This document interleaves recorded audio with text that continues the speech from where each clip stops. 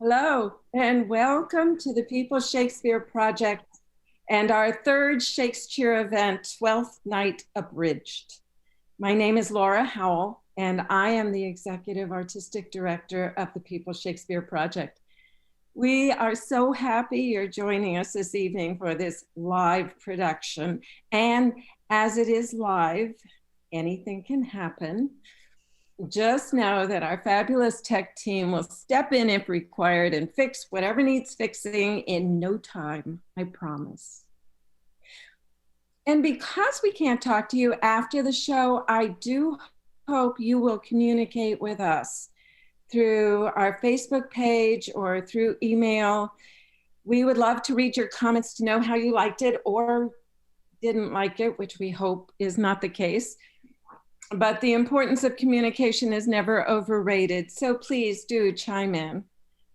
We hope you will consider making a donation this evening.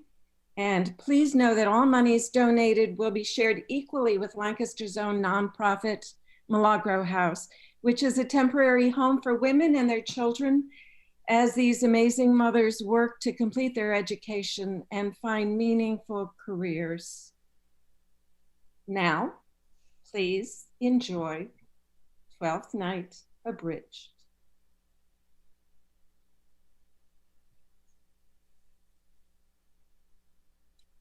Act 1, Scene 1. Duke Orsino's palace on the island of Illyria.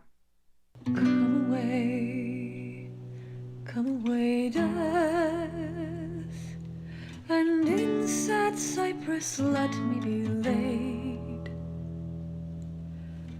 Fly away, breath, I am slain by a fair cruel maid.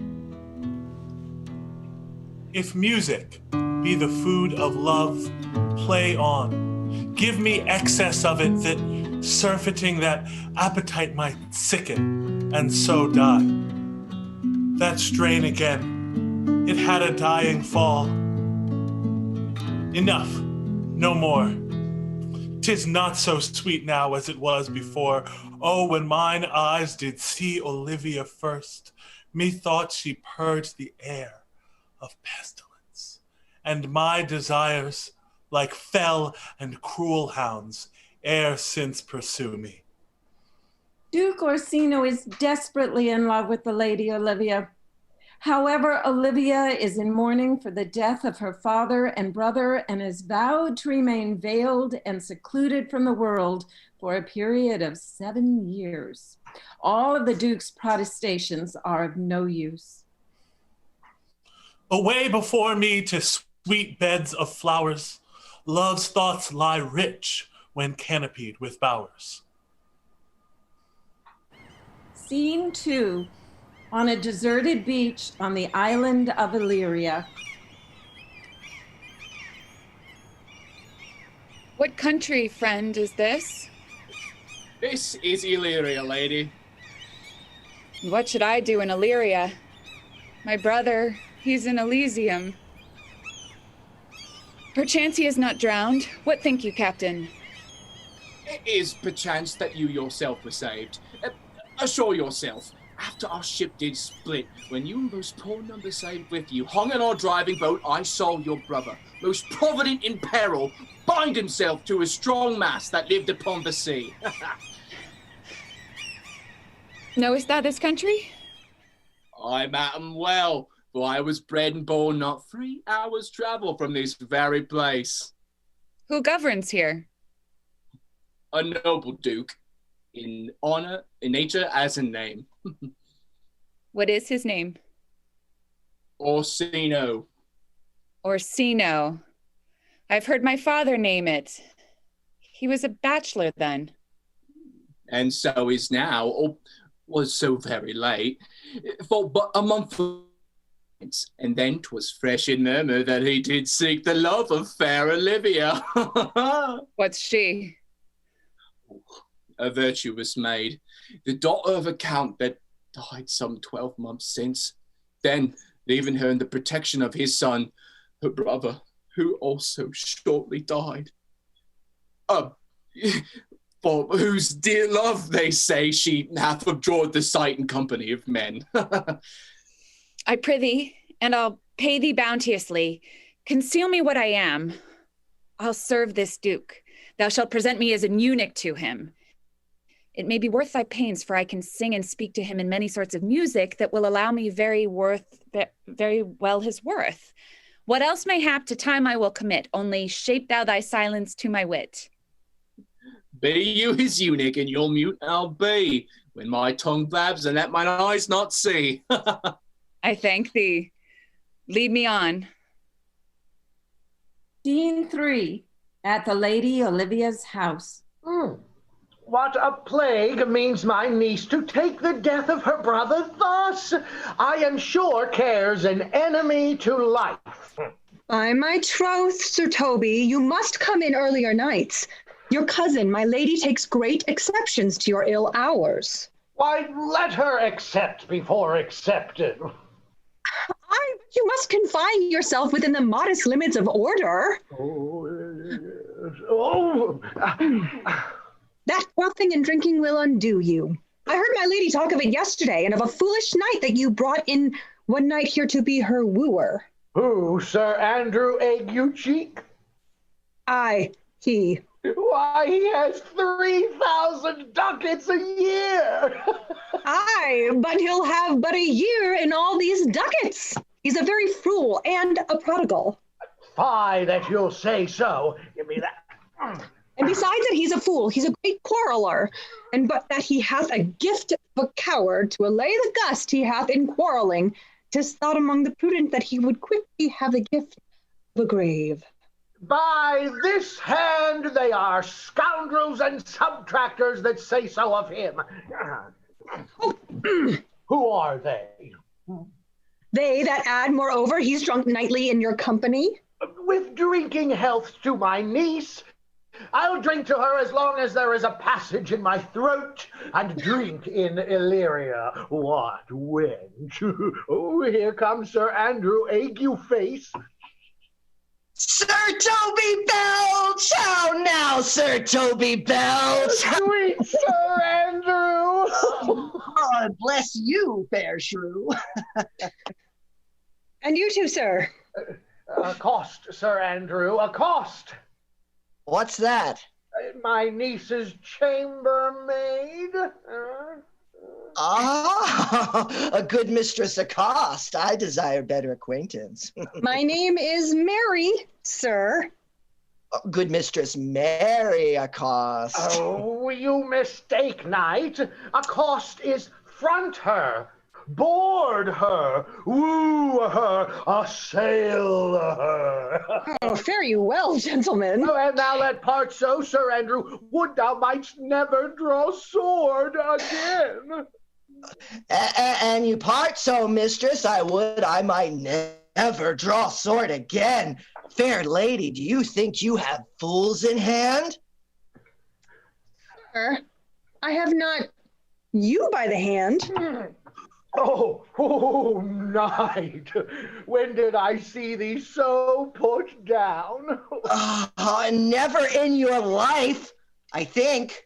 Unless you've seen Canary put me down. Methinks sometimes I have no more wit than a Christian or an ordinary man has. I'll ride home tomorrow, Sir Toby. Oh, pourquoi, my dear knight? What does pourquoi? Do or not do?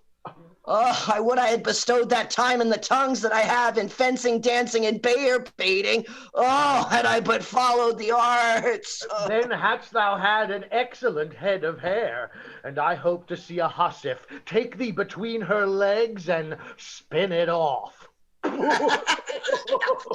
Faith, I'll home tomorrow, Sir Toby. Your niece will not be seen, or if she be, it's 4-1 she'll none of me. The Count himself here hard by woos her. She'll none of the Count, I have heard her swear it. Tut, there's life in it, man. I'll stay a month longer. I am a fellow of the strangest mind in the world. I delight in masque and revels altogether sometimes. Shall we set about some revels? What shall we do else? Let me hear thee sing.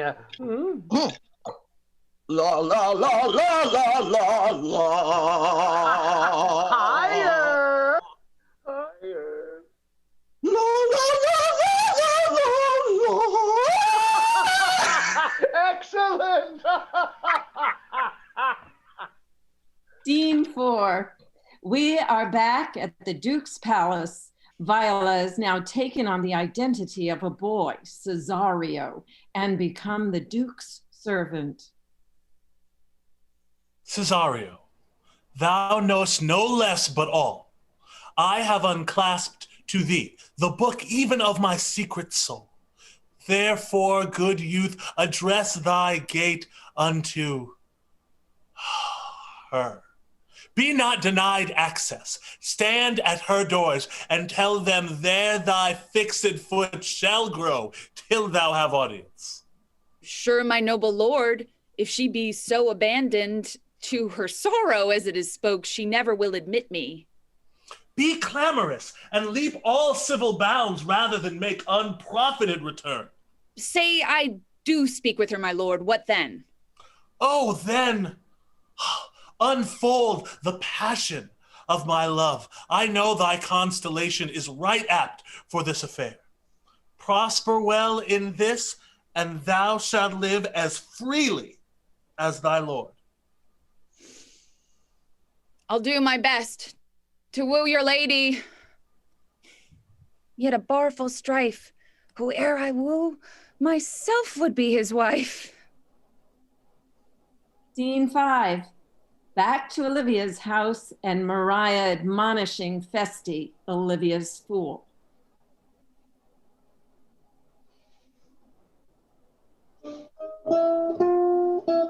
Either tell me where thou hast been, or I will not ope my lips so wide as a bristle may turn way of thy excuse. My lady will hang thee for thy absence. Let her hang me. He that is well hanged in this world need fear no colors. Yet you will be hanged for being so long absent. Or to be turned away, is not that as good as a hanging to you? In good faith. Very apt. If Sir Toby were to leave drinking, thou wert as witty a piece of Eve's flesh as any in Illyria. Peace, you rogue, no more of that. Oh, here comes my lady. Make your excuse wisely, you were best. Wit, and be thy will put me into good fooling. Better a witty fool than a foolish wit. God bless thee, lady. Take the fool away. Do you not hear, fellows? Take away the lady. Sir, I bade them take away you. It's prison in the highest degree. Good Madonna. Give me leave to prove you a fool. Can you do it? Seriously, good Madonna. Make your proof. Good Madonna. Why mournest thou? Good fool, for my brother's death. I think his soul is in hell, Madonna. I know his soul is in heaven, fool.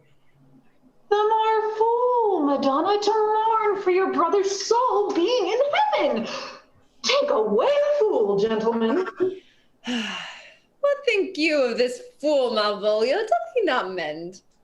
Yes, and shall do till the pangs of death shake him. I marvel your ladyship takes delight in such a barren rascal, unless you laugh and minister occasion to him. He's gagged. Oh, you are sick of self-love, Malvolio, and taste with a distempered appetite.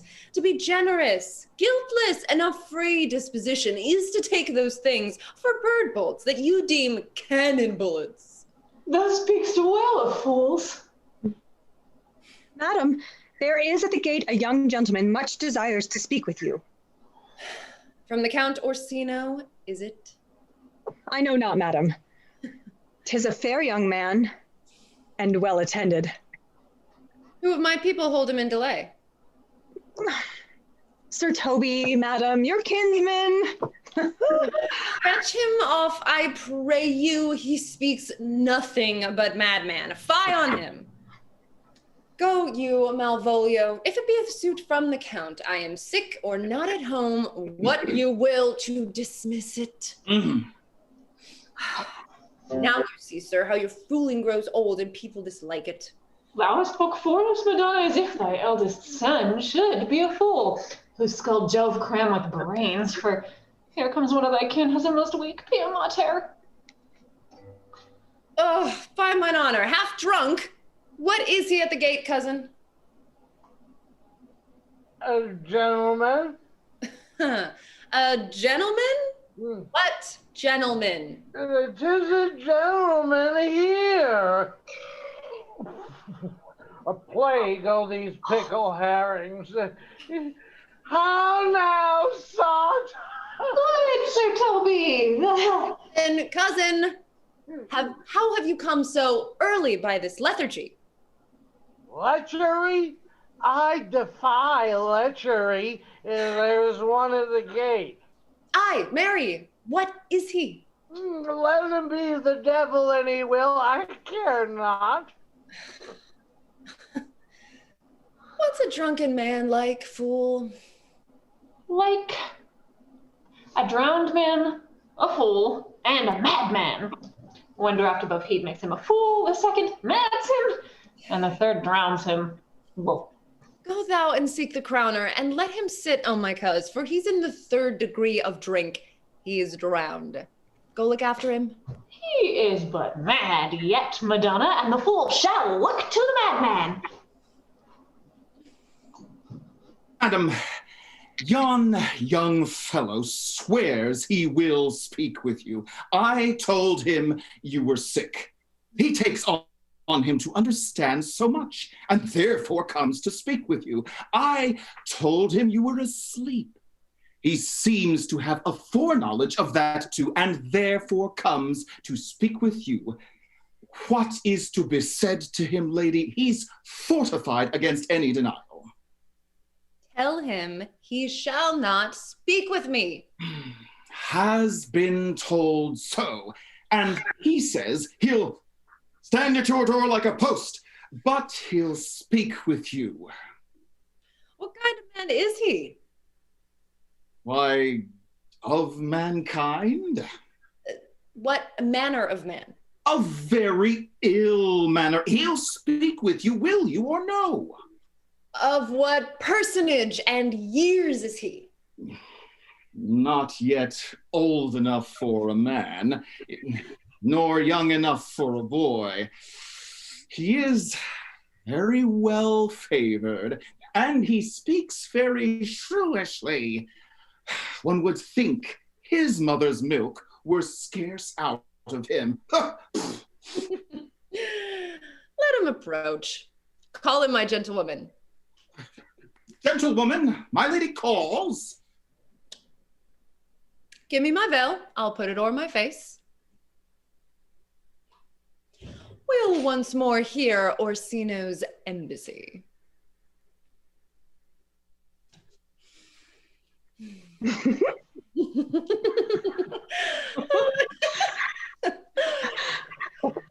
honorable lady of the house, which is she?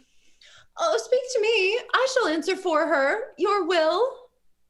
Most radiant, exquisite, and untouchable beauty. I pray you, tell me if this be the lady of the house, for I never saw her. Mariah and Olivia enjoy their little game of concealment, but it is obvious Viola doesn't. Taking pity, Olivia admits she is the lady of the house. Sure, you have some hideous matter to deliver when the courtesy of it is so fearful. Speak your office. It alone concerns your ear. Give us the place alone. We will hear this divinity. Now, sir, what is your text? Most sweet lady. A comfortable doctrine, and much may be said of it. Where lies your text? In Orsino's bosom. Oh, I've read it. It's heresy. Have you no more to say? Good madam, let me see your face. Have you any commission from your lord to negotiate with my face? You're now out of your text, but we will draw the curtain and show you the picture. Look you, sir. Is not well done? Excellently done, if God did all. Lady, you are the cruelest she alive if you will lead these graces to the grave and leave the world no copy. Were you sent hither to praise me? I see you what you are. You are too proud. But if you were the devil, you are fair. My lord and master loves you. Oh, such love could be but recompensed, though you were crowned the nonpareil of beauty. Your lord does know my mind. I cannot love him. He might have took his answer long ago. If I did love you in my master's flame, with such a suffering, such a deadly life, in your denial, I would find no sense. I would not understand it. Why? What would you? Make me a willow cabin at your gate, and call upon my soul within the house, write loyal cantons of contemned love, and sing them loud, even in the dead of night. Hello, your name to the reverberate hills, and make the babbling gossip of the air cry out, Olivia. You might do much. What is your parentage? Above my fortunes, yet my state is well. I am a gentleman. Get you to your lord. I cannot love him, let him say no more, unless perchance you come to me again to tell me how he takes it. Very well. I thank you for your pains. Spend this for me. I am no fee'd post, lady. Keep your purse. My master, not myself, lacks recompense. Love make his heart a flint, that you shall love and let your fervor like my master's be placed in contempt. Farewell, fair cruelty. I am a gentleman. Outsworn thou art. Thy tongue, thy face, thy limbs, actions, and spirit do give thee fivefold blazon. Not too fast, soft, soft. Unless the master were the man. How now? Even so quickly may one catch the plague. Methinks I feel this youth's perfections with an invisible and subtle stealth to creep in at mine eyes. But let it be. What ho, Malvolio? Here, madam, at your service. Run after that same peevish messenger of the county's man. He left this ring behind him. Would I or not, I'll none of it. If that the youth will come this way tomorrow, I'll give reason for it. Hie thee, Malvolio. Madam, I will. I know not what, and fear to find mine eye too great a flatterer for my mind. Fate, show thy force. Ourselves we do not owe. What is decreed must be, and be this so. Act 2, Scene 1. And now, on the other side of the island, we meet Viola's twin brother Sebastian, who was saved from the shipwreck by Antonio. Will you stay no longer? Nor will you not that I go with you? By your patience, no. My stars shine darkly over me. Let me know of you, whither you are bound. My determinate voyage is mere extravagancy. You must know of me. Antonio, my name is Sebastian. My father left behind him myself and a sister, born both within an hour. If the heavens had been so pleased, would they both have ended? But you, sir, altered that. For some hour before you took me from the breach of the sea was my sister drowned. Alas, the day. A lady, sir, though it was said she much resembled me. It was yet of many accounted fair. She bore a mind that envy could not but call fair. She's drowned already with salt tears, and I seem to drown her remembrance again with more. Pardon me, sir. Your bad entertainment. No, good Antonio. Forgive me your trouble. If you will not murder me for my love, let me be your servant. If you will not undo that as you have done, that is, kill him you have recovered, desire it not. Fare you well at once. I'm bound to the Count Orsino's court. Farewell. The gentleness of all the gods go with thee. Oh, I have many enemies in Orsino's court, else would I very shortly see thee there. Oh, but come what may, I do adore thee so that danger shall seem sport, and I will go. Scene 2. Meanwhile, Malvolio has caught up to Viola on the road and tried to give her Olivia's ring. When she explains she didn't give Olivia a ring, Malvolio, exasperated, throws it at her feet. If it be worth stooping for, there it lies in your eye. If not, be it his that finds it.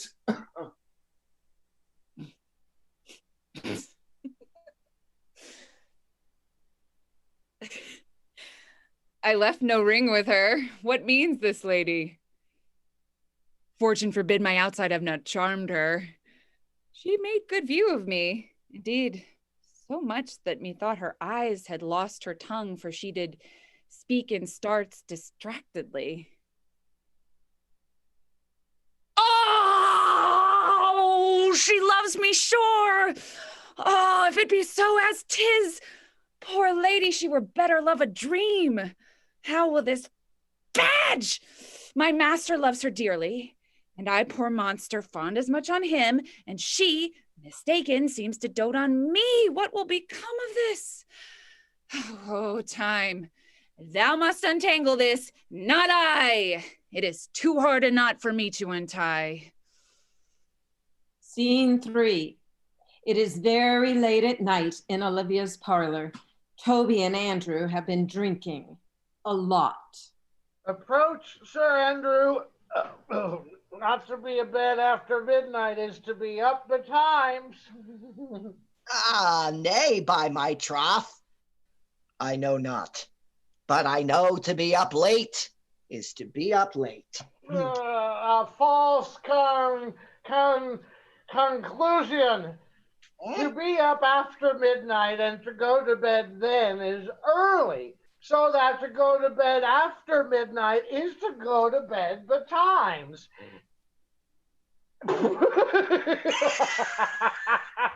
Does not our lives consist of the 4 elements? Faith, so they say, but I think it rather consists of eating and drinking. Thou art a scholar, therefore let us eat and drink.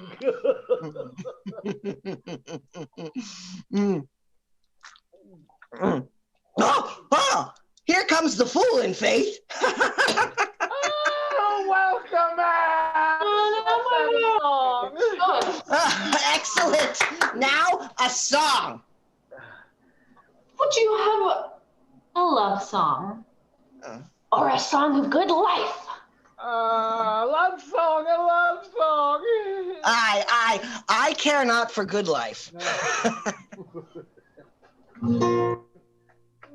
Why there's love, 'tis not hereafter. Present mirth and present laughter. Present mirth hath present laughter. What's to come is still unsure. In delay there lies no plenty. Then come kiss me, sweet and 20. Youth's a stuff will not endure. A mellifluous voice, as I am a true knight. A contagious breath. But shall we make the welkin dance indeed? Shall we do that?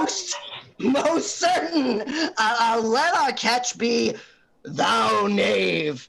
Begin, fool. It begins, hold thy peace. I shall never begin if I hold my peace. In faith, good faith, come, begin. Hold thy peace. Hold thy peace. Hold thy peace. What caterwauling do you keep here? Did my lady have not called up her steward, Malvolio, and bid him turn you out of doors? Never trust me. Malvolio's a Peggy Ramsey. 3 merry men be we. Am I not of her blood? Tilly Valley lady. Oh, the 12th day of December. For the love of God, peace.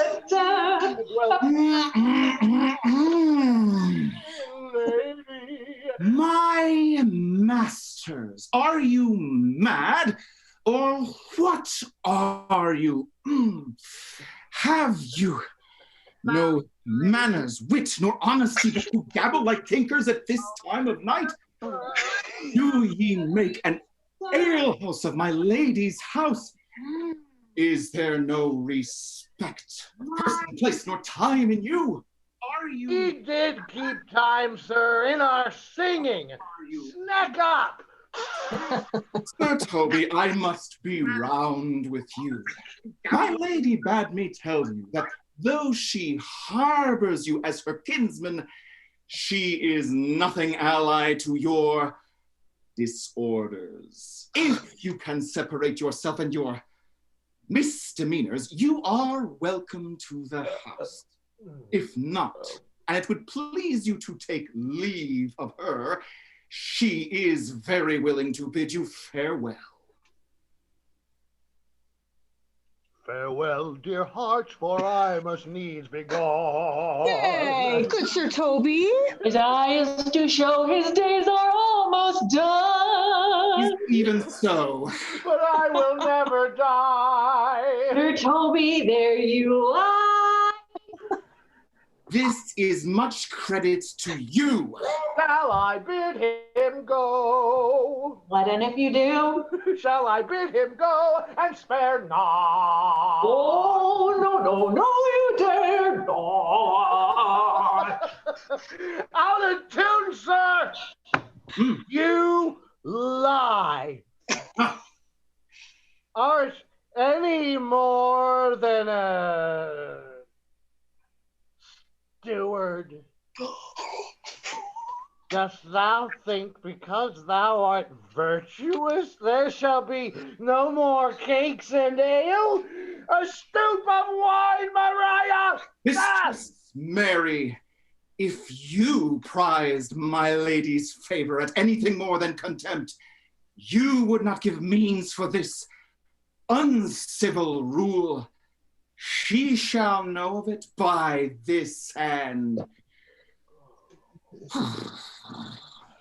Oh, shake your ears.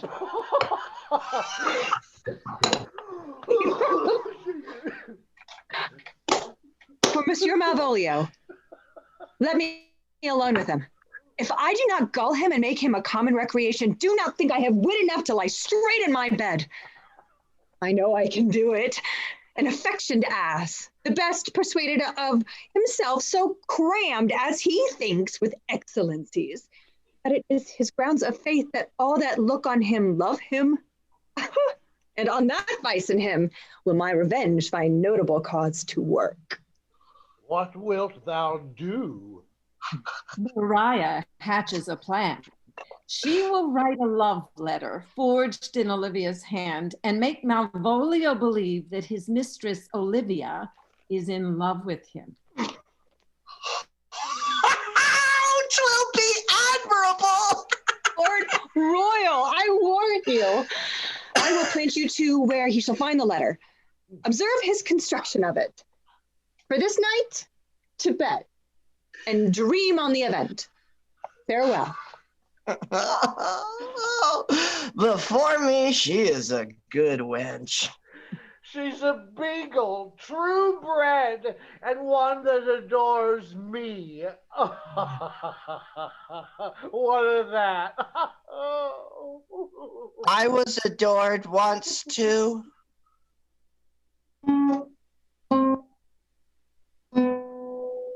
Let's to bed, Knight. Thou hast need send for more money. Oh, if I cannot recover your niece, I am a foul way out. Send for money, Knight. Come, Knight. Come, Knight. Scene 4. Meanwhile, back at the palace of poor lovesick Orsino.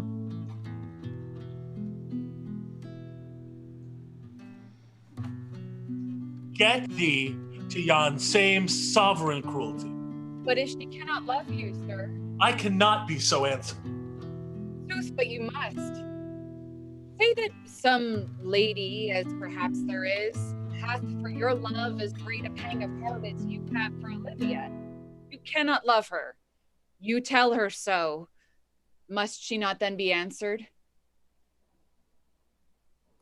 There is no woman's sides can bide the beating of so strong a passion as love doth give my heart. No woman's heart so big to hold so much they lack retention. But mine is all as hungry as the sea and can digest as much. Make no compare between that love a woman can bear me and that I owe Olivia. Aye, but I know. What dost thou know? Too well what love women to men may owe. In faith they are as true of heart as we. Sir, shall I to this lady? Aye, that's the theme. To her in haste. Give her this jewel. Say, my love can hold no place. Bide no denay. Scene 5. In Olivia's garden, Maria puts her plan to work, making an ass of Malvolio. Toby, Andrew, and Fabian, another reveler, excitedly await his downfall. Here comes the little villain. How now, my metal of India? Get you three into the palm tree. Malvolio's coming down this walk. He has been yonder in the sun practicing behavior to his own shadow this half hour. Observe him for the love of mockery, for I know this letter will make a contemplative idiot of him.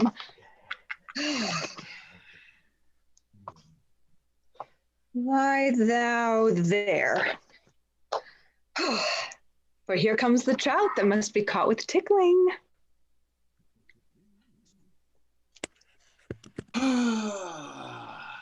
'Tis but fortune.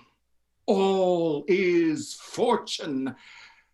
Maria once told me she did affect me, and I have heard herself come thus near that should she fancy, it should be one of my complexion.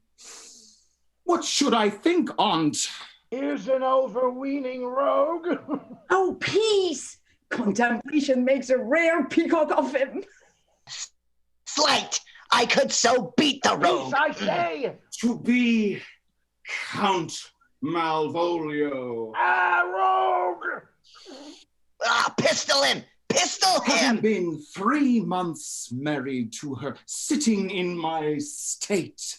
Oh, for a stone bow to hit him in the eye. Calling my officers about me in my branched velvet gown, having come from a daybed where I have left Olivia sleeping. Fire and brimstone! Oh, peace, peace! And after a demure travel of regard, to ask for my kinsman, Toby. Bolts and shackles! No! Toby approaches, curtsies there to me. Shall this fellow live? I extend my hand to him thus, quenching my familiar smile with an austere regard of control, saying, Cousin Toby, my fortunes having cast me on your niece gives me this prerogative of speech. What? You must amend your drunkenness. Out, scab!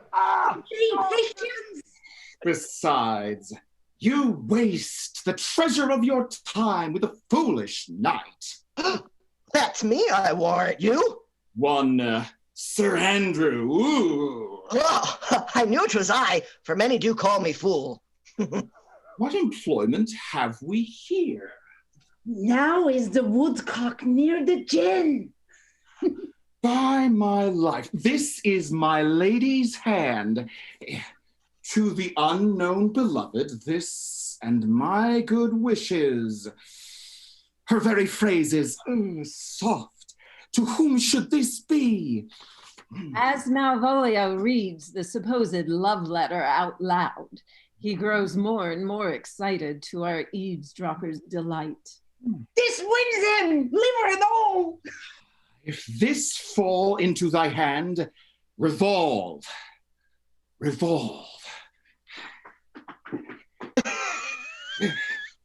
In my stars I am above thee, but be not afraid of greatness. Some are born great, some achieve greatness, and some have greatness thrust upon them. Cast thy humble slough and appear fresh. Be opposite with a kinsman, surly with servants. She thus advises thee that sighs for thee. Oh. Remember who commended thy yellow stockings. I say remember. Go to, thou art made, if thou desirest to be so. If not, let me see thee a steward still, a fellow of servants and not worthy to touch fortune's fingers. Farewell. She that would alter services with thee, the fortunate, unhappy. Daylight and champagne discovers not more. I will be point devise the very man. I do not now fool myself to let imagination jade me, for every reason excites to this, that my lady loves me. She did commend my yellow stockings of late, and in this she manifests herself to my love. Jove and my stars be praised. Oh, here is yet a postscript. Thou canst not choose but know who I am. If thou entertainst my love, let it appear in thy smiles. Thy smiles become thee well. Therefore, in my presence, still smile, dear my sweet, I prithee. Jove, I thank thee. I will smile. I will do everything that thou wilt have me.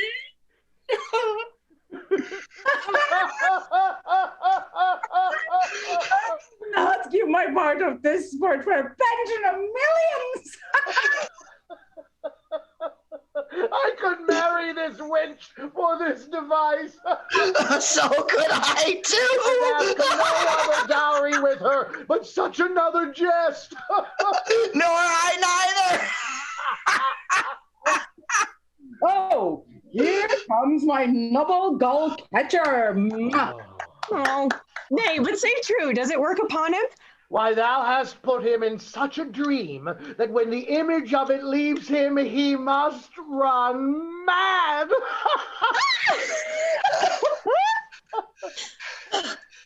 his first approach before my lady. He will cut yellow stockings, and 'tis a color she abhors. And he will smile upon her, which now will be so unsuitable to her disposition, being addicted to a melancholy as she is, that it cannot but turn him into a notable contempt. If you will see it, follow me.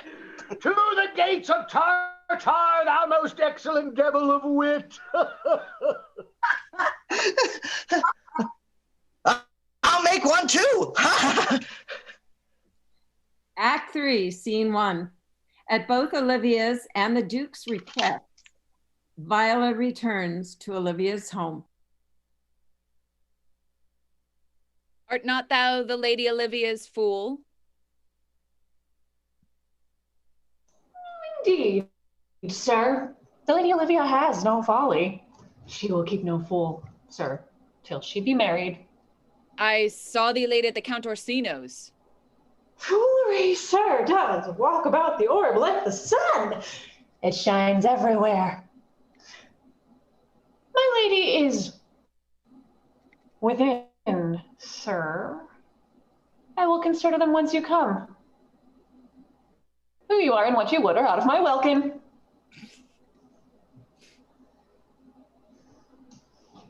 My duty, madam, and most humble service. What is your name? Cesario is your servant's name, fair princess. My servant, sir. Your servant to the Count Orsino, youth.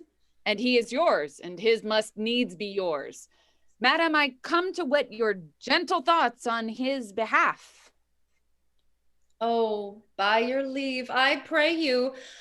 I bade you never speak of him again. Now Olivia comes to the real reason why she has asked Cesario to return. She passionately confesses her love for Cesario, which puts Viola in a very compromising situation. My dear lady. So let me hear you speak. I pity you. Why then methinks 'tis time to smile again. O world, how apt the poor are to be proud. Be not afraid, good youth. I will not have you. There lies your way, due west. Then westward ho. Stay! I prithee, tell me what thou thinkst of me. That you do think you are not what you are. If I think so, I think the same of you. Then think you right. I am not what I am. I would you were as I would have you be. Would it be better, madam, than I am? I wish it might, for now I am your fool. Oh, what a deal of scorn looks beautiful in the contempt and anger of his lip. Cesario, by the roses of spring, by maidhood, honor, truth, and everything, I love thee so that maugre all thy pride, nor wit nor reason can my passion hide, but rather reason thus with reason fetter. Love sought is good, but given unsought is better. By innocence I swear, and by my youth, I have one heart, one bosom, and one truth, and that no woman has, nor never none shall mistress be of it, save I alone. And so, adieu, good madam. Never more will I my master's tears to you deplore. Yet come again, for thou perhaps mayest move that heart which now abhors to like his love. Scene 2. In front of Olivia's house, Sir Andrew is upset, as it seems obvious to him that Olivia cares much more about Cesario than she does for him. Toby and Fabian convince him that he must write a letter challenging Cesario to a duel. There is no way but this, Sir Andrew. Oh, write it in a martial hand, be cursed and brief. About it. We shall have a rare letter from him. I think oxen and wain ropes cannot hail them together. For Andrew, if he were opened and you find so much blood in his liver that will clog the foot of a flea, I'll eat the rest of the anatomy. And his opposite, the youth, bears in his visage no great presage of cruelty. Oh, look where the youngest wren of 9 comes. If you will laugh yourselves into stitches, follow me. Yon gull Malvolio is in yellow stockings. He does obey every point of the letter that I wrote to betray him. Oh, he does smile his face into more lines than is in the new map, with the augmentation of the Indies. In such a thing as 'tis, I can hardly forbear hurling things at him. Come, bring us where he is. Scene 3. Meanwhile, Sebastian and Antonio wander the town together on the opposite side of the island. I would not by my will have troubled you, but since you make your pleasure of your pains, I'll no further chide you. I could not stay behind you. My desire, more sharp than filed steel, did spur me forth. And not all love to see you, though so much as might have drawn one to a longer voyage, but jealousy, what might befall your travel, being skilless in these parts? My kind Antonio, I can no other answer make but thanks, and never thanks. Oh, what's to do? Shall we go see the relics of this town? Tomorrow, sir. Best first go see your lodging. I'm not weary. 'Tis long tonight. Would you'd pardon me? I do not without danger walk these streets. Antonio explains that he's a wanted man in Illyria. In his pirate days, he battled Orsino's forces and stole jewels and money from his ships. Jeannette then walked you open. It doth not fit me. Hold, sir, here's my purse. In the south suburbs, at the Elephant is best to lodge. Why your purse? Oh, haply your eye shall light upon some toy you have desired to purchase, and your store, I think, is not for idle markets, sir. I'll be your purse bearer and leave you for an hour. Oh, to the Elephant. I do remember. Scene 4. Now back to Olivia's house. Where's Malvolio? He's sad and civil and suits well for a servant with my fortunes. Where's Malvolio? He's coming, madam, but in a very strange manner. He is sure possessed, madam. Why? What's the matter? Does he rave? No, madam, he does nothing but smile. Ooh. Your ladyship were best to have some guard about you if he come, for sure. The man is tainted in his wits. How now, Malvolio? Sweet lady. Ho ho. Smile as thou. I send for thee upon a sad occasion. A sad lady. I could be sad. If it please the eye of one, it is with me as the very true sonnet is. Please one, please all. Why, how dost thou, man? What is the matter with thee? Not a black in my mind, though yellow in my legs. Ooh. It did come to his hands, and commands shall be executed. I think we do know the sweet Roman hand. God comfort thee. Why dost thou smile so and kiss thy head so oft? Why appear you with this ridiculous boldness before my lady? Be not afraid of greatness. 'Twas well writ. What means thou by that, Malvolio? Some are born great. Some achieve greatness. What sayest thou? And some have greatness thrust upon them. Heaven, restore thee! Remember who commended thy yellow stockings. Thy yellow stockings? Go to. Thou art made if thou desirest to be so. If not, let me see thee a steward still. Why, this is very midsummer madness. My lady, the young gentleman of the Count Orsino's is returned. I'll come to him. Good Mariah, let this fellow be looked to. Where's my cousin Toby? Let my people have a special care of him. Oh, do you come near me now? No worse man than Sir Toby to look to me.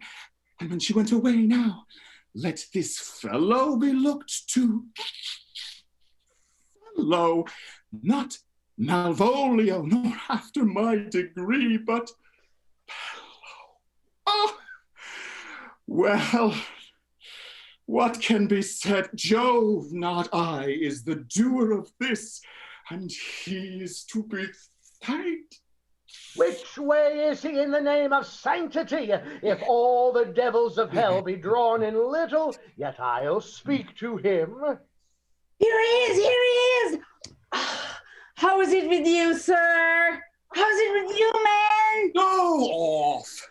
I discard you. Let me enjoy my private. Go off. Lo, how hollow the fiend speaks within him. Did I not tell you, Sir Toby? My lady prays you to have a care of him. Ah, does she so? Go to, we must deal gently with him. Let me alone. How do you, Malvolio? How is't with you? What man? Defy the devil! Do you know what you say? You! And you speak ill of the devil, how he takes it at heart. Pray God he be not bewitched. How now, mistress? Oh, Lord, get him to say his prayers, good Sir Toby. Get him to pray. Oh, my prayers, minx. No. I warrant you, he will not hear of godliness. Go hang yourselves all. You are idle, shallow things. I am not of your element. You shall know more hereafter.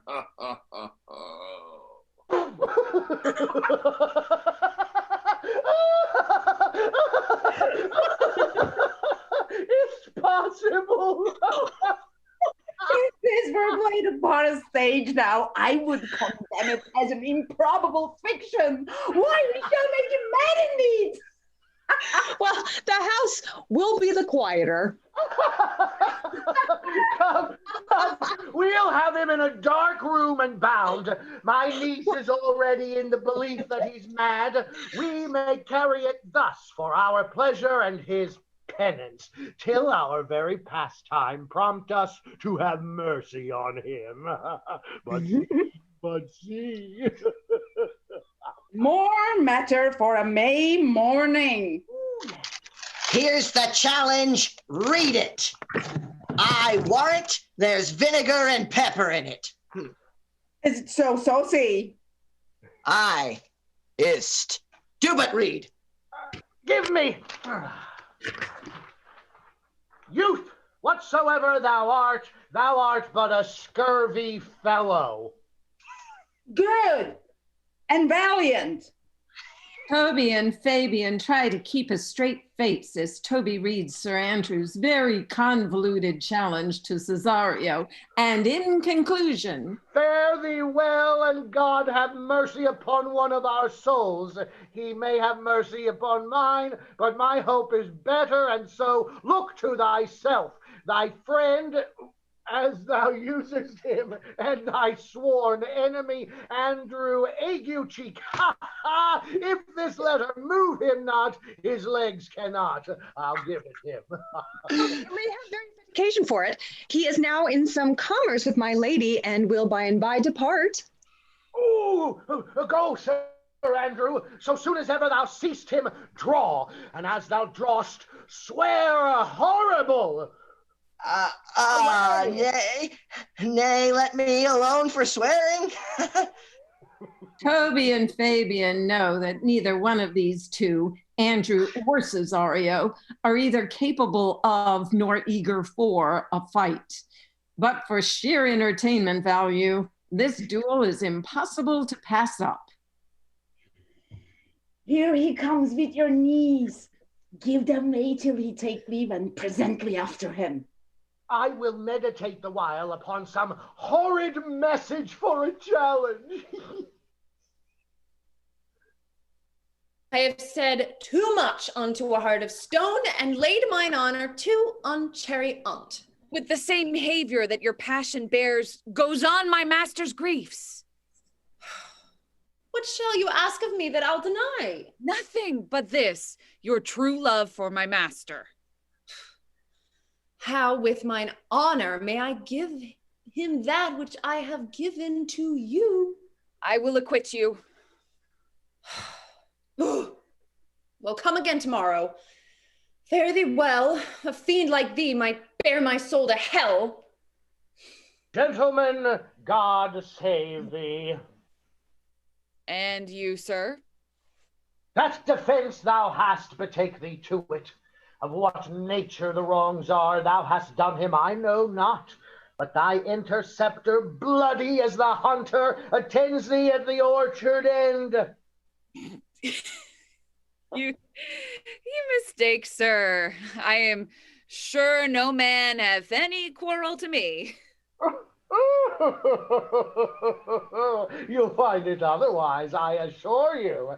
Therefore, if you hold your life at any price, betake you to your guard. For your opposite hath in him what youth, strength, skill, and wrath can furnish man withal. Oh no, Cesario is no fighter.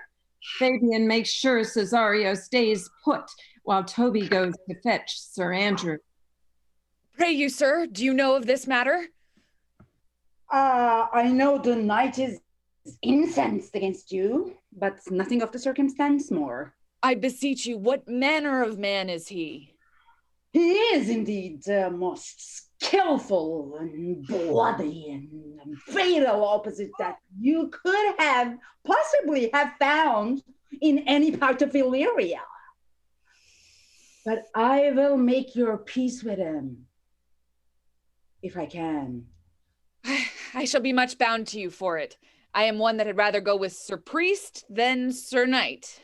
Why, man, he's a very devil. They say he has been fencer to the Sophie. Fabian can scarce hold him yonder.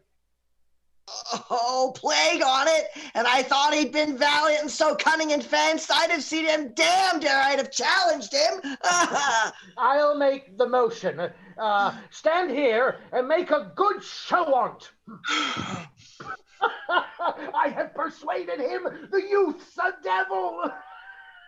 Is as horribly conceited of him, and pants, and looks pale as if a bear were at his heels.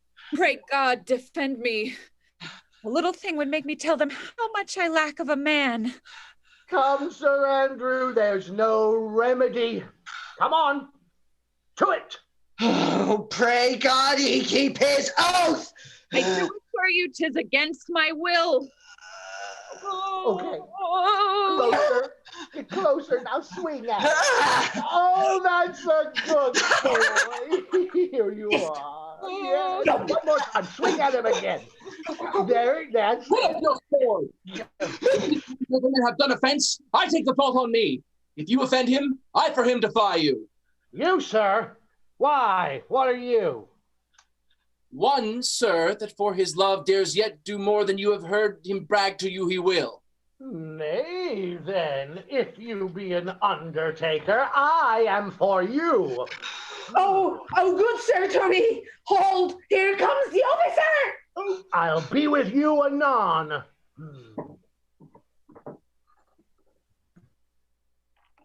Antonio, I arrest thee at the seat of Count Orsino. You do mistake me, ma'am. No, sir, no, John. I know your favor well. Come, sir, away. I must obey. This comes with seeking you. But there's no remedy, I will face it. What will you do now? My necessity makes me to ask you for my purse. I must entreat of you some of that money. What money, sir? Out of my lean and low ability, I'll lend you something. My having is not much. Hold, there's half my coffer. Will you deny me now? Do not tempt my misery, lest that it make me so unsound a man as to upbraid you with those kindnesses that I have done for you. I know of none. Oh, heavens themselves! Come, sir, I pray you, go. Let me speak a little. This youth that you see here, I snatched one half out of the jaws of death, and to his image, which methought did promise most burnable worth, did I devotion. What's that to me? The time goes by. Away! Thou hast, Sebastian, done good feature shame. In nature there's no blemish but the mind. None can be called deformed but the unkind. The man grows mad. Away with you! Come, sir! Lead me on!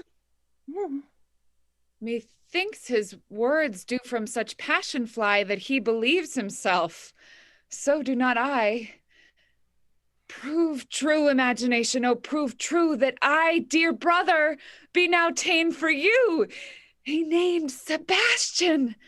I my brother know, yet living in my glass. Even such and so in favor was my brother, and he went still in this fashion, color, ornament. For him I imitate. Oh, if it prove tempests are kind, and salt waves fresh in love. Act 4, Scene 1. Sebastian meets Feste on the street in front of Olivia's house. Will you make me believe that I am not sent for you?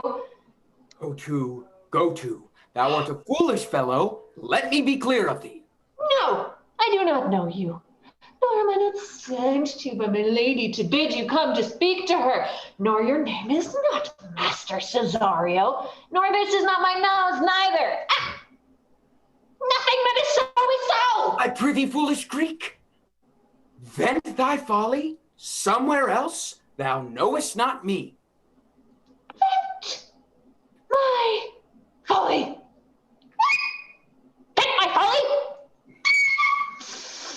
Shall I vent to her that thou art coming? I prithee, foolish Greek, depart from me. Now, sir, have I met you again? There's for you. Ha! Why? And there's for thee. And there. There. All the people mad. Hold, sir. Oh, this will I tell my lady straight. I would not be in some of your coats for 2 pence. Come on, sir, hold.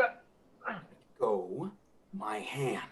Sir, I will not let you go. I will be free from me.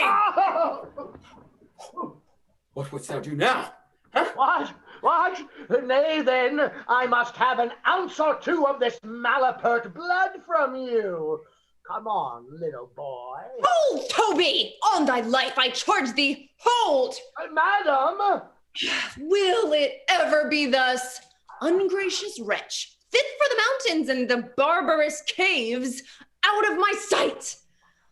Be not offended, dear Cesario. Ruth may be gone. I prithee, gentle friend, go with me to my house, and hear thou there how many fruitless pranks this ruffian hath punched up, that thou thereby mayst smile at this. Thou shalt not choose but go. What relish in this? How runs this stream? Or am I mad, or is this but a dream?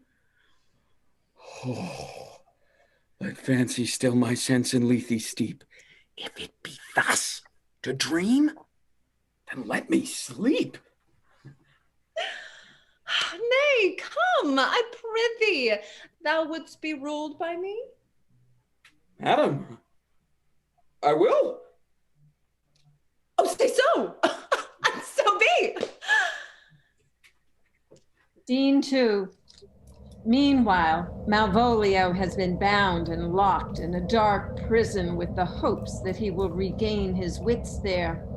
Mariah and Toby have sent Feste, disguised as Sir Topus the curate, to fool and torment Malvolio.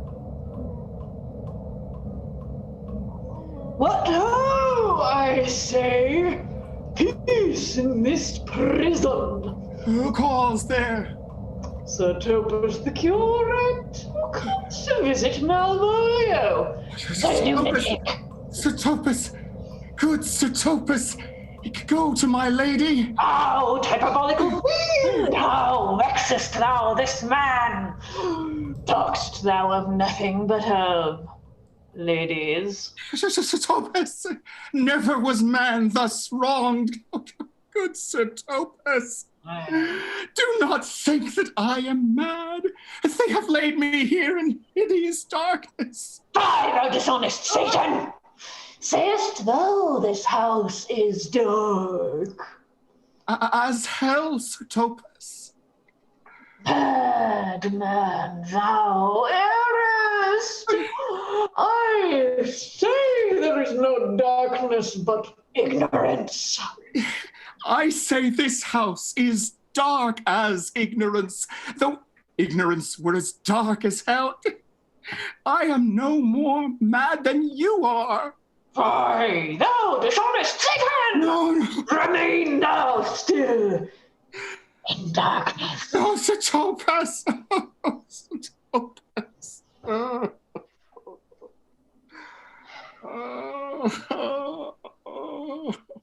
Hey, Robin, Robin, tell me how that lady does. Fool. Good. Fool. As ever thou wilt deserve well at my hand, help me to a candle and pen, ink, and paper. As I am a gentleman, I will live to be thankful to thee for it. Master Malvolio? Aye, good fool. Oh, sir! How fell you beside your 5 wits? I am as well in my wits, fool, as thou art. But as well. You are mad indeed if you be no better in your wits than a fool. Oh, no. Oh, good fool. Some ink, paper, and light, and convey what I will set down to my lady. Fool, I'll requite it in the highest degree. And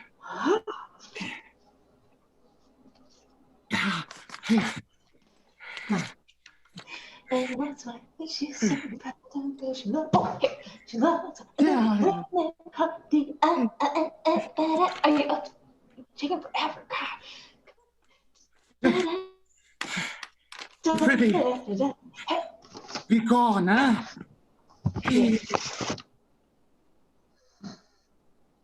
I am gone, sir, and anon, sir. I'll be with you again, like a mad lad, paring my nails, Dad. Adieu, good man, devil. Scene 3. Now back to Olivia's garden.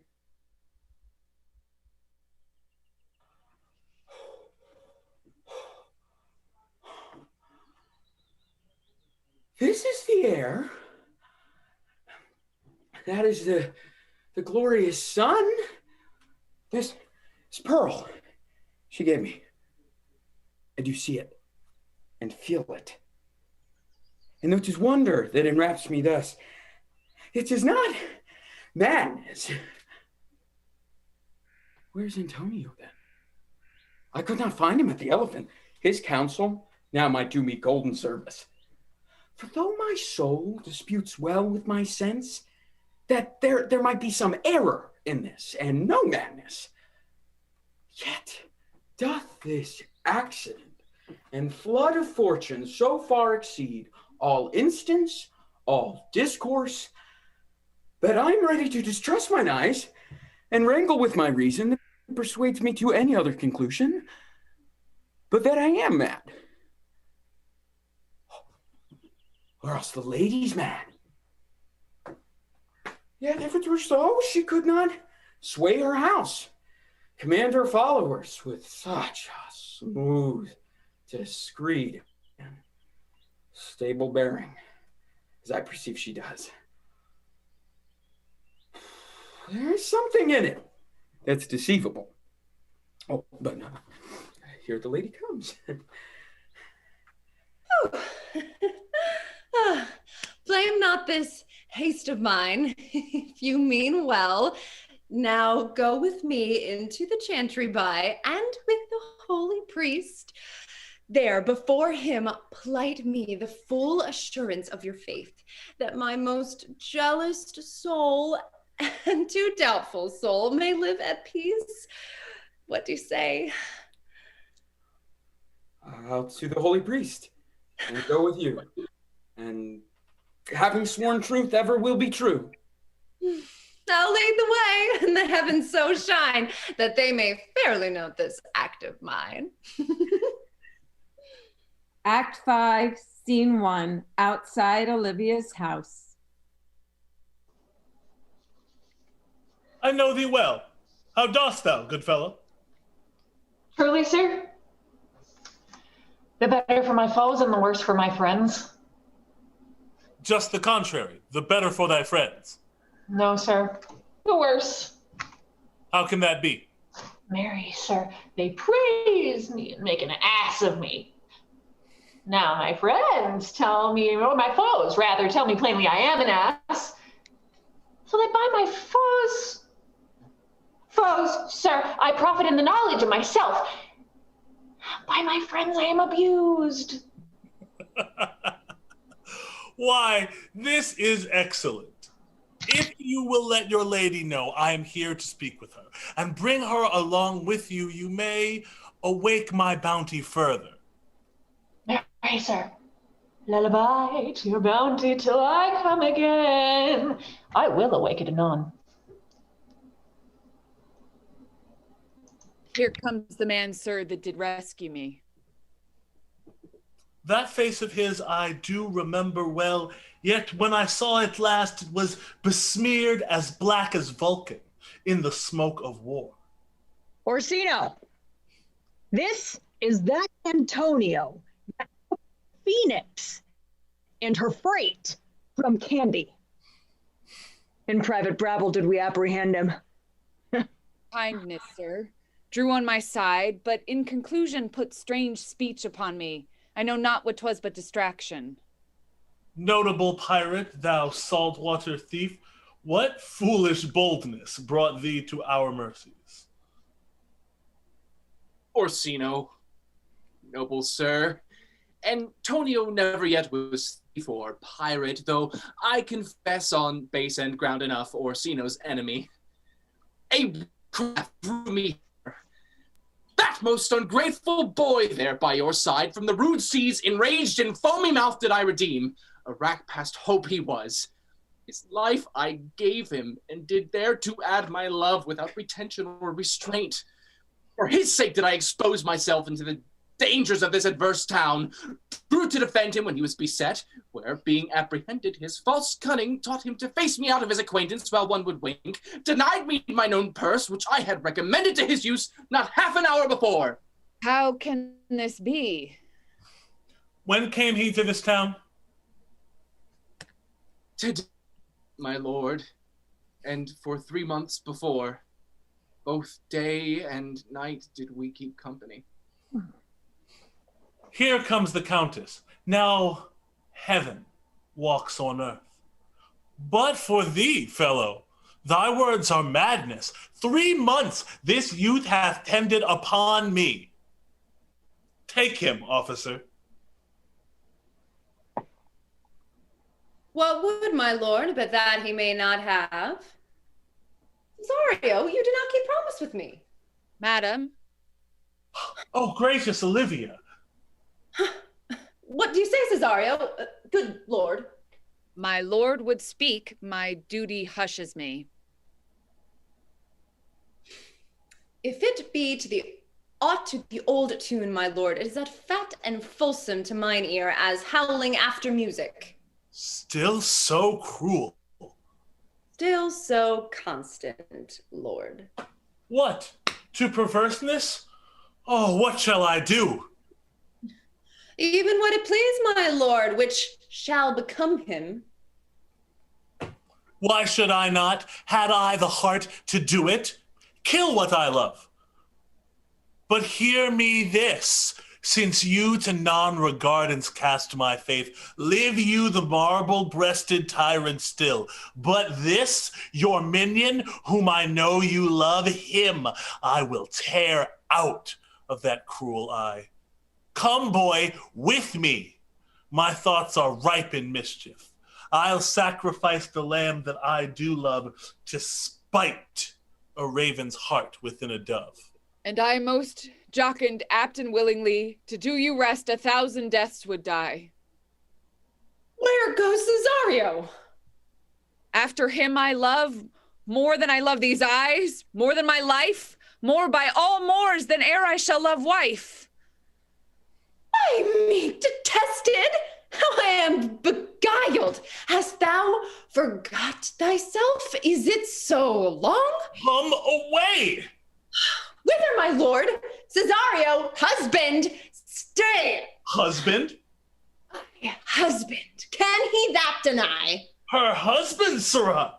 No, my lord, not I. Fear not, Cesario. Take thy fortunes up.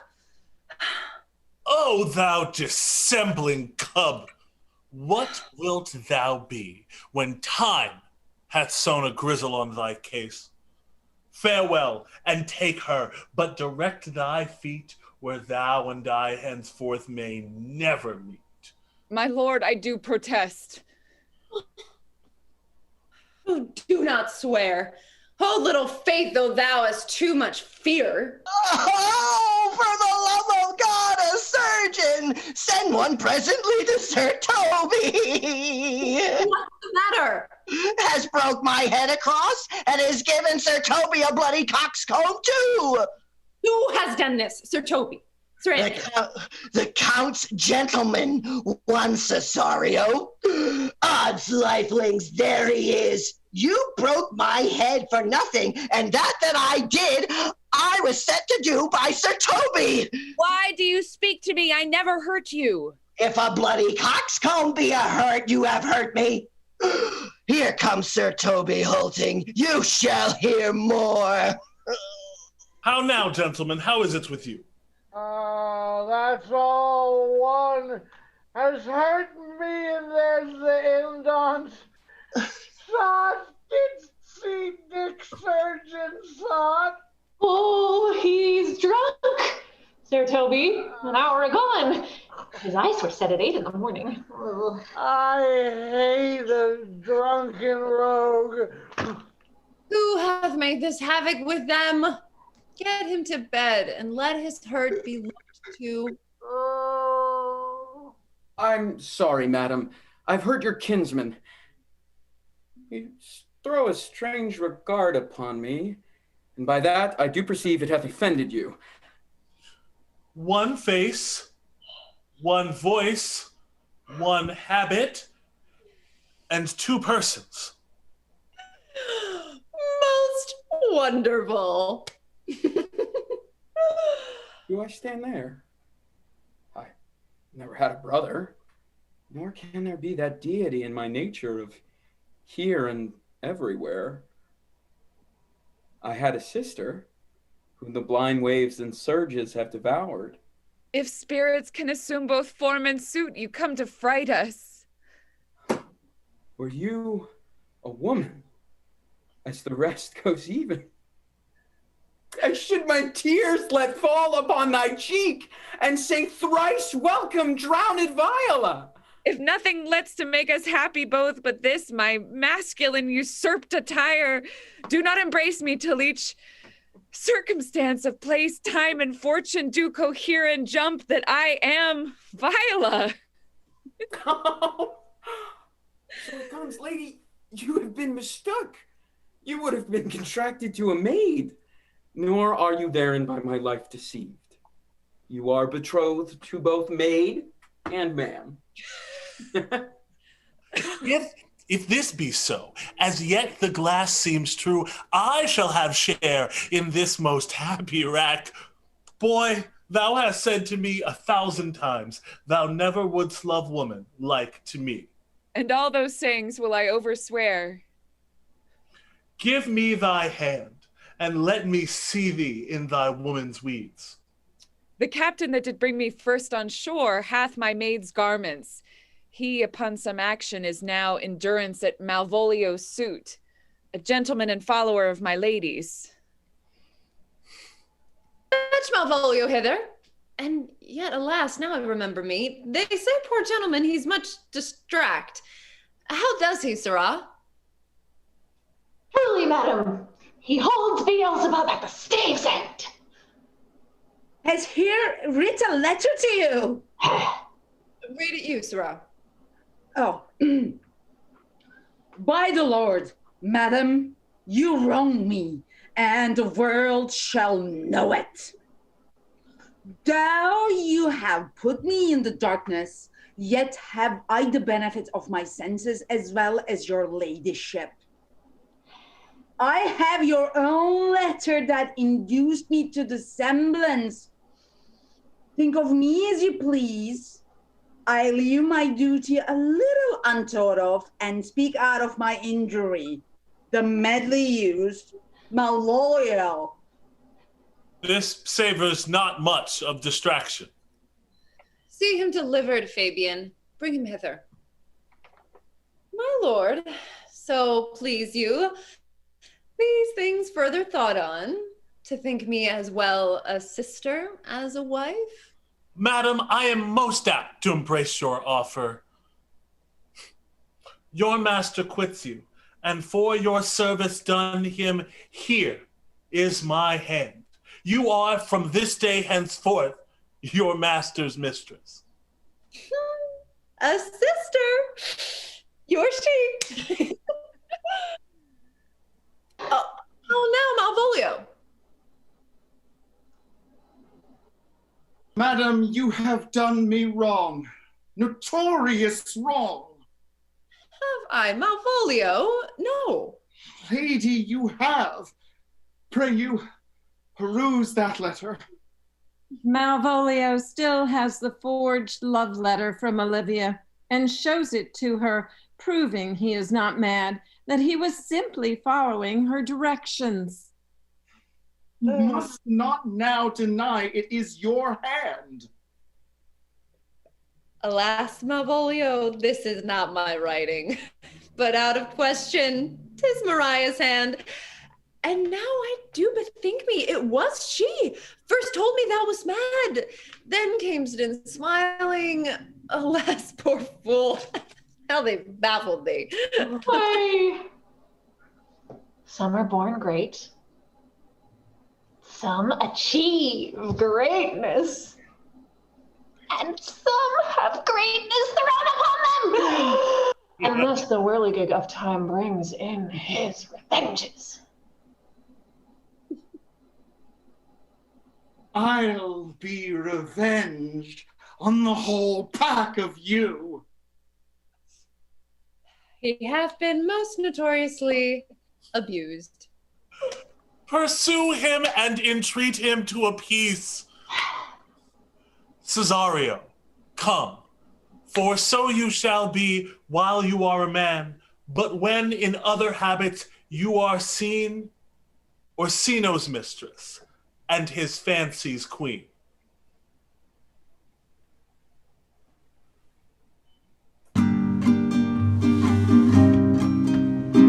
When that I was and a little tiny boy with a hey-ho, the wind and the rain, a foolish thing was but a toy for the rain. It raineth every day with a hey-ho, the wind and the rain for the rain. It raineth every day.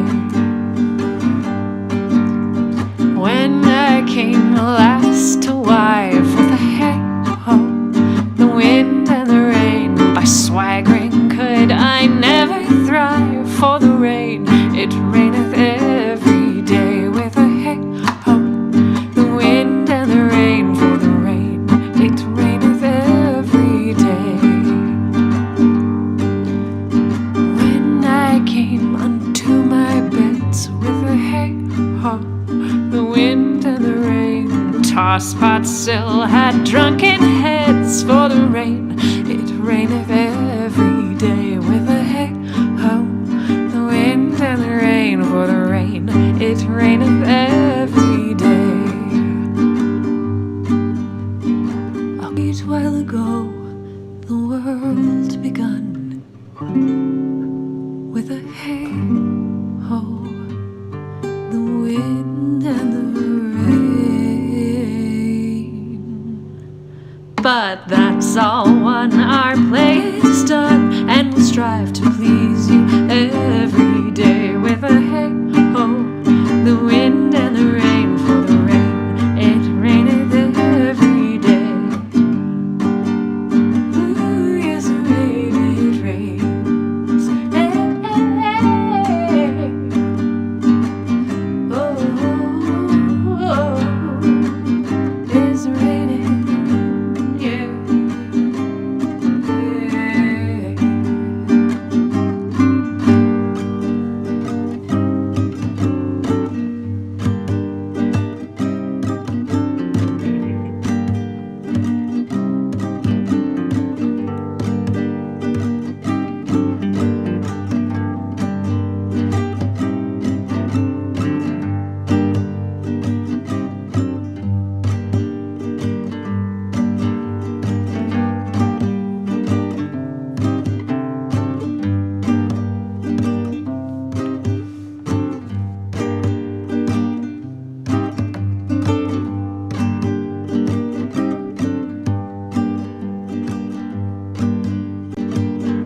But that's all one.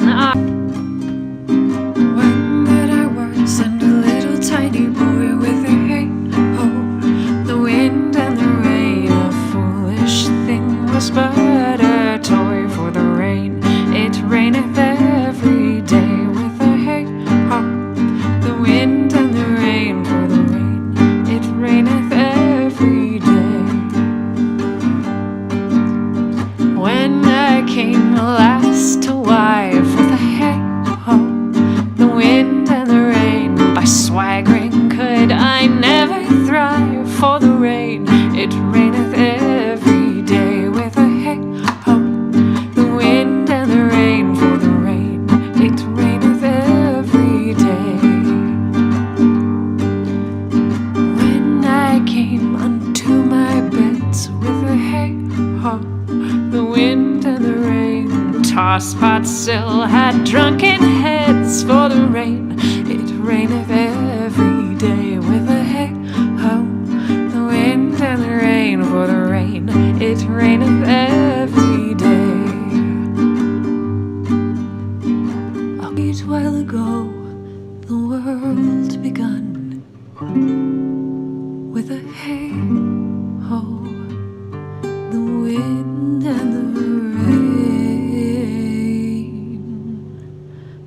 But that's all one, our play is done, and we'll strive to please you every day with a hey-ho, the wind and the rain for the rain, it raineth every day. Ooh, yes, it rains, hey, hey, hey. Oh, oh, oh, it's raining, yeah, yeah.